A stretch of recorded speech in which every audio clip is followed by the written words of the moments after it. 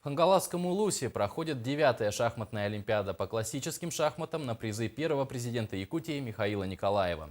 В этом году в олимпиаде участие приняли команды из Алданского, Амгинского, Хангаласского, Мегино-Кангаласского, Усть-Алданского, Нюрбинского улусов и города Якутска.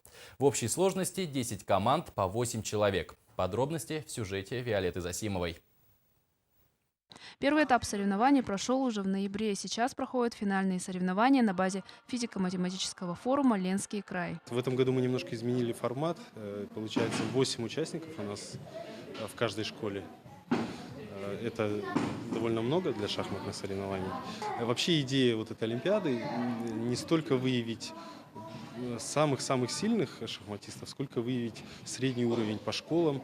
Олимпиада проводится в целях пропаганды и развития шахмат среди школьников, стимулирования повышения их интеллектуальных и творческих способностей. В этом году, не так давно, наш президент впервые мощно сказал о развитии шахматного образования в России, а ваша республика еще в 2000 году выпустила важнейший приказ по шахматному образованию, когда шахматы стали факультативным предметом школьной программы. То есть вы работаете на опережение. В состав команды входят ученики со 2 по 9 класс. Среди нынешних участников есть как и хорошо зарекомендовавшие себя на шахматной доске ребята, так и любители, только начинающие делать ходы.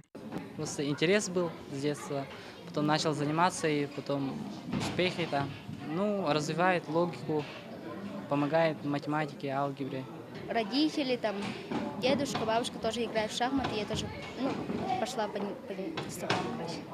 Я нашла очень много друзей, с ними очень интересно. Команду-победительницу определят 12 декабря после 5 дней напряженных соревнований, а лучшие из лучших далее смогут проверить свою тактику ведения шахматного боя уже на дальневосточном и федеральном уровнях.